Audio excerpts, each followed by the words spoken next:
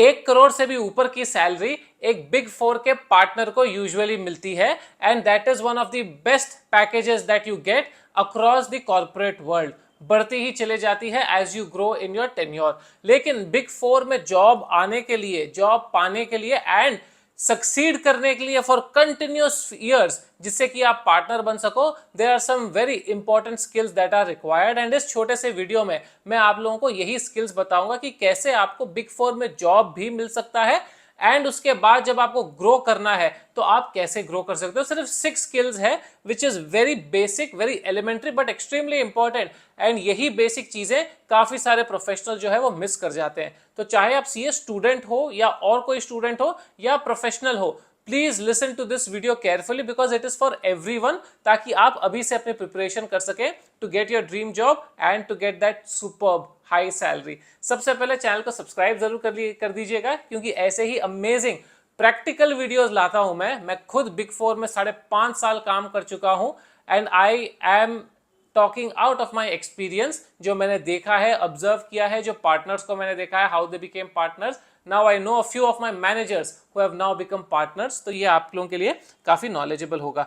सबसे पहली चीज है टेक्निकल या फिर प्रैक्टिकल नॉलेज जो आपको काम की होनी चाहिए। See at the end of the day जब बिग फोर ऑर्गेनाइजेशन एक आपको स्टार्टिंग लेवल फ्रेशर या एंट्री लेवल पे लेता है, तो उसका सबसे बड़ा क्राइटेरिया चेक करने का होता है कि आपकी टेक्निकल नॉलेज कितनी अच्छी है। टेक्निकल नॉलेज यानी कि अगर आप से स्टैट्यूटरी ऑडिट में जा रहे हो तो आपकी अकाउंटिंग नॉलेज, अकाउंटिंग स्टैंडर्ड्स की नॉलेज, ऑडिटिंग की नॉलेज, टैक्सेशन की नॉलेज, कंपनी लॉ की नॉलेज कितनी अच्छी है, आपने अपने आर्टिकलशिप में कितना प्रैक्टिकल एक्सपीरियंस गेन किया है, आपने क्या बड़ी कंपनीज पे काम किया है, लिस्टेड एंटिटीज पे काम किया है, या कोई अच्छी खासी मल्टीनेशनल्स पे काम किया है, that is given Paramount importance. अगर वो आपने नहीं भी किया है तो भी कोई बात नहीं, मिड साइज फर्म से काम किया है। I had work from a very small firm in Hyderabad, जहां पर मैंने आर्टिकलशिप की थी, जहां पर बहुत बड़ा एक्सपोजर नहीं था, but then having practical knowledge of whatever you have done अभी तक and the theoretical knowledge of आपकी CA एग्जाम्स में अगर आपने स्टैंडर्ड्स पढ़े हैं, अगर आपने सम सॉल्व किए हैं, अगर आपने ऑडिटिंग पढ़ा है, तो you should be able to answer what they are asking in the interview and even after you have got a job in Big Four। अगर आप टेक्निकल नॉलेज रखते हो तो it becomes easier for you to showcase your knowledge, and once you have knowledge you become very important for the partner कि ये बंदा जो है इसको सब कुछ पता है, इसको लेके चलो इंपॉर्टेंट क्लाइंट्स पे, क्योंकि ये अच्छा डिलीवर कर देगा। So technical and practical skills is second to none. You will have to have your technical knowledge very strong. तो आर्टिकलशिप पे फुल फोकस करें, आर्टिकलशिप अच्छी नहीं है तो एटलीस्ट अपनी पढ़ाई पे फुल फोकस करें, वहां से नॉलेज लें एंड आप इंटरव्यू क्रैक कर पाओगे। सेकेंड है communication skill। I mean I keep stressing this in every single video and you have no idea ये कितना इंपॉर्टेंट है। मुझे फॉर एग्जाम्पल फॉरेन जाने का मौका मिला, ठीक है। अब टेक्निकल स्किल्स पे तो मैं सिर्फ फॉरेन नहीं जाने वाला था, क्योंकि टेक्निकल स्किल्स तो बाकी लोगों के पास भी उतना ही है। जो बंदा बिग फोर ऑर्गेनाइजेशन में आया है, टेक्निकल स्किल्स तो 9 आउट ऑफ 10 के पास अच्छे ही होंगे, but then I got a foreign opportunity ahead of many others, probably because of my strong communication skills। बाकियों के भी अच्छे थे, आई एम नॉट सेइंग कि सिर्फ इसी वजह से मुझे मिला है। there is always the multiple factors that are involved in getting foreign opportunities की बाहर जाके आप क्लाइंट से डिस्कस करो, स्टेक होल्डर से, several different aspects, but one of the very important aspects is communication skills कि ये बंदा क्लियरली कम्युनिकेट कर पा रहा है। एक बार गया अच्छा फीडबैक आया, दूसरी बार गया अच्छा फीडबैक आया, तीसरी बार, चौथी बार, पांचवी बार। I was there for 4.5 years in one of the big four organizations। I think 3 years I was traveling to foreign locations only because ठीक है भाई, क्लाइंट को समझ में आ रहा है, बंदा कम्युनिकेट कर लेता है, रिपोर्ट अच्छी लिख दे रहा है, इश्यूज अच्छे आ रहे हैं, everything is fine, keep sending him. Very important communication skills. जो हम लोग प्रेजेंटेशन स्किल्स बहुत इंपॉर्टेंट है कि आप खड़े होकर सीएफओ को, सीईओ को प्रेजेंट कर पा रहे हो, बिकॉज वहां पे ऐसा नहीं है कि मैनेजर बनने के बाद तुम सीईओ को प्रेजेंट करोगे, एंट्री लेवल पे नहीं करोगे। हमारे यहाँ पर बिग फोर में तो पार्टनर बचपन में ही बोल देता था कि भाई उठो प्रेजेंट करो।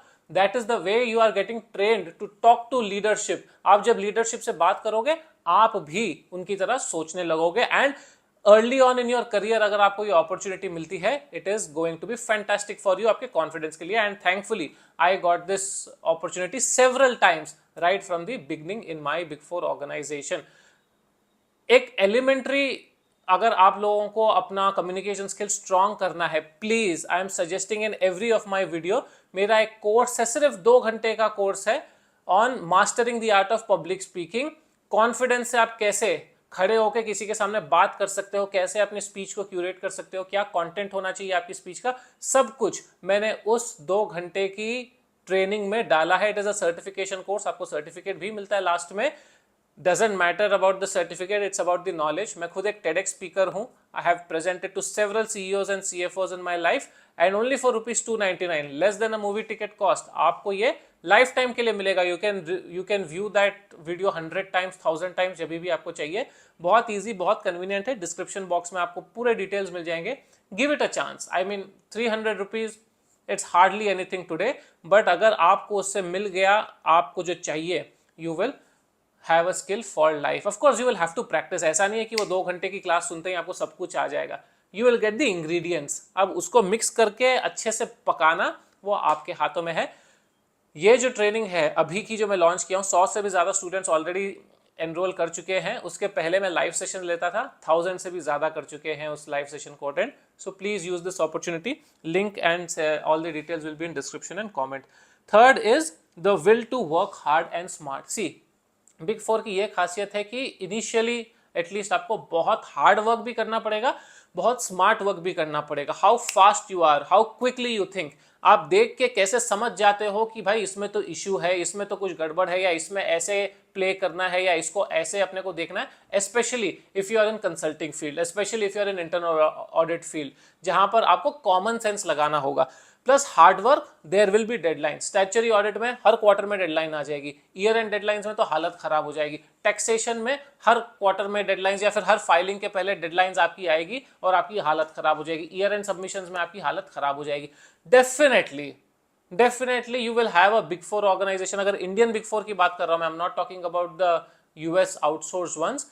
इंडियन बिग 4 में आप रहते हो तो there will be several stress points, कोई डाउट ही नहीं है. But these stress points will make you very strong for your future, specially when you are young. आप जितना ज्यादा अपने आप को झोंकोगे आग में, उतने ही ज्यादा आप स्ट्रांग बनते जाओगे. So be ready to work hard and smart. I don't say कि वर्क हार्ड का मतलब है कि आप सातों दिन 10-10, 20-20 घंटे काम कर रहे हो गधों की तरह. No, but if you are there for 5 days, for 5 days if you are working for 9 to 10 hours, you are working for 9 to 10 hours properly. उधर टाइम पास नहीं करने की कोशिश करना, ताकि आप अपना नॉलेज भी अच्छे से गेन कर सको. And even the management is super impress कि how good hard working you are and also using your brain. So smart working experience के साथ आएगा. It won't come on day 1. अगर आपकी आर्टिकलशिप अच्छी हुई है तो आपको ऑलरेडी एक्सपीरियंस रहेगा. नहीं हुई है तो slowly you will pick up, but keep it in mind. चौथी चीज है stake holder management. Very important in a big 4 organisation, because big 4 में आपका कस्टमर है. ठीक है, you are not serving your own company. आप किसी कस्टमर, किसी क्लाइंट से बात कर रहे हो, किसी स्टेक होल्डर को मैनेज कर रहे हो. एंड सब कुछ स्टेक होल्डर की खुशी पे डिपेंड करता है कि स्टेक होल्डर आपसे कितना सहमत है, आपसे कितना अलाइन है, करंट सिचुएशंस में आपका सपोर्ट कर रहा है. स्टेक होल्डर बोल रहा है अरे ये बंदा तो बहुत अच्छा है, मेरे को यही बंदा चाहिए मेरे काम पे, मेरे ऑर्गेनाइजेशन पे या मेरे डिस्कशंस में. Once you have that kind of a grip with your stake holder, with the CEO, CFO, head finance, internal audit, any team in the client में, your partner will be super impress. Because partner को क्या चाहिए? Revenue चाहिए. Revenue कहाँ से आएगा? Client से आएगा. क्लाइंट से रेवेन्यू कब आएगा? जब वो खुश होगा. खुश कैसे होगा? जब आप हार्ड वर्क करोगे और आप स्मार्ट वर्क करोगे और उनसे अच्छा रिलेशनशिप बनाकर रखोगे. Extremely important. रिलेशनशिप कैसे बनाना है उस पर अलग वीडियोस बनानी पड़ेगी, इतने छोटे से वीडियो में नहीं होगा, because that is a very intricate and a very detailed discussion कि कैसे आप स्टेक होल्डर से, because there very many aspects to it. बहुत सारे एस्पेक्ट्स है. एक एस्पेक्ट से ऐसा नहीं है कि हाँ तुम ये कर लो stake holder will be happy. It's not just about work, it is about building relationship which goes beyond work. But keep it in mind, stake holder management extremely important. Upskill yourself and be visible. Market is changing, dynamics are changing, economy is changing. अभी ESG आ गया, environment social governance. You need to pick up fast. ESG क्या है, क्या हो रहा है इसमें, हर कंट्री में रेगुलेशंस क्या आ रहे हैं, फ्रेमवर्क क्या है, जाके बताओ अपने पार्टनर को किसी this the study I have done, this is what I have learned, now I want to use this in the client's place.